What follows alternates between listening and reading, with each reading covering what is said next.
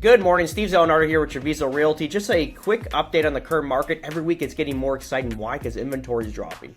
So currently right now we've dropped down that 19,000 threshold at 18,571. I don't know when's the last time I've seen this, but definitely it's the first time this full year. And I wonder where this happened last year. I got to check in. I'll get back to you on that next week. So 18,571 units, down 4% since last week. We had 522 units selling the last 7 days. And then this switches over to Estero, so 701 units. And this is basically very similar to last week. We had about 693, so just added 8 units to the fold, and 18 sales in the last 7 days.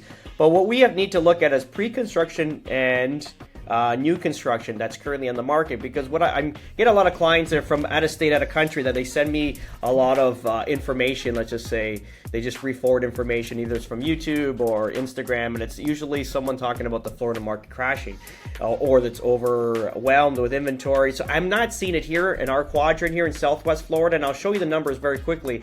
I don't have data for Miami, I don't have data for Orlando, Tampa, or Orlando, nor have I checked, to be honest. I really don't care about those markets because we just focus on our Southwest Florida. Eventually we want to have one agent on the East Coast to kind of handle that section for my company Treviso Realty, but that's a later date clearly. But clearly we're focused here, and inventory is low, and I'm going to show you clearly what we're seeing.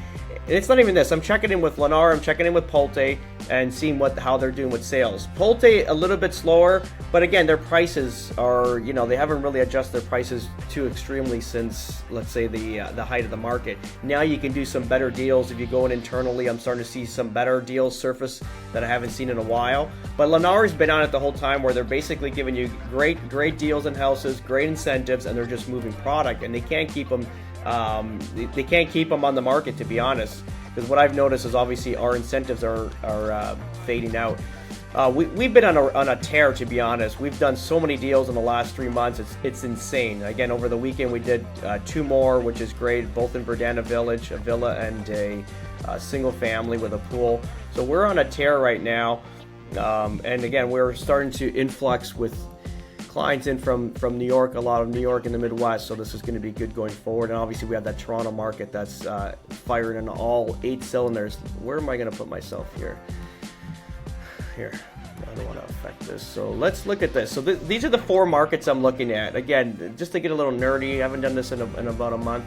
But so Bonita, because the numbers have just come out now actually for August. So Bonita, Cape Coral, Bonita, Estero, Cape Coral, Naples Park, and Fort Myers. Why I like Naples Park? Because this is the only area you can Airbnb, and right now currently you can buy a property like a nice detached, single family, single story for like $600,000 to $700,000. Those deals are currently going to be ending. But remember, a building lot, when we were looking just to get a tear down lot in that community, was around $600,000 to $700,000 just for land.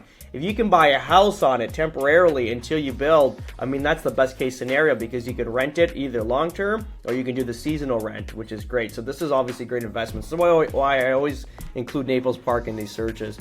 So let's look at months of inventory. Okay, so take a look at this. So this is 24. Look at the height of Naples Park, 17 and a half months of inventory. How insane is that? Okay, so that was March of this year.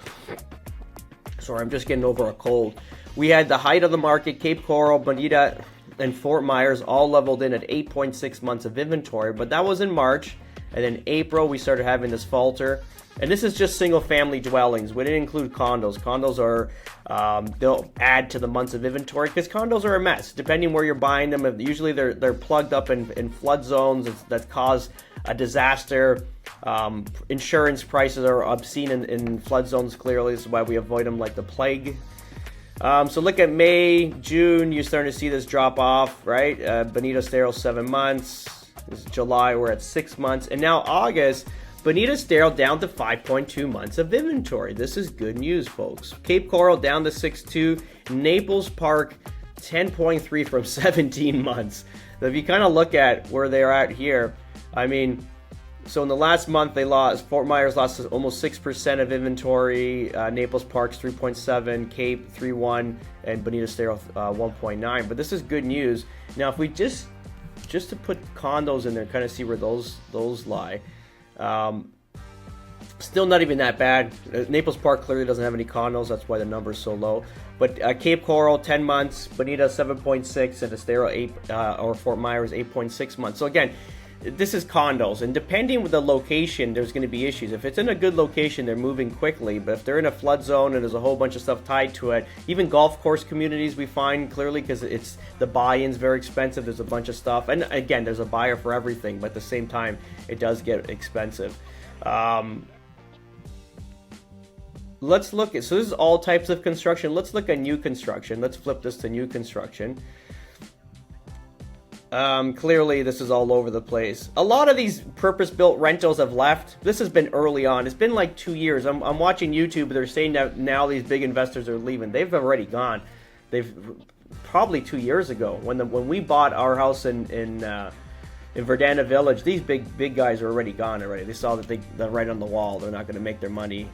They were just finishing off the products that they were doing, so they're gone. But again, what's left here? Months of inventory.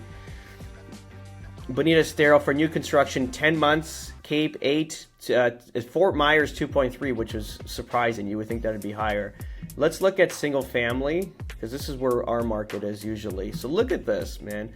So Naples Park, this is all going to be investors, basically spec builders doing all kinds of stuff all over the place. So you'll see a drop off. Clearly this is going to be, it's just the market, right? People start pulling money out and there's going to be a gap in it. So you've seen this big drop off in inventory right here.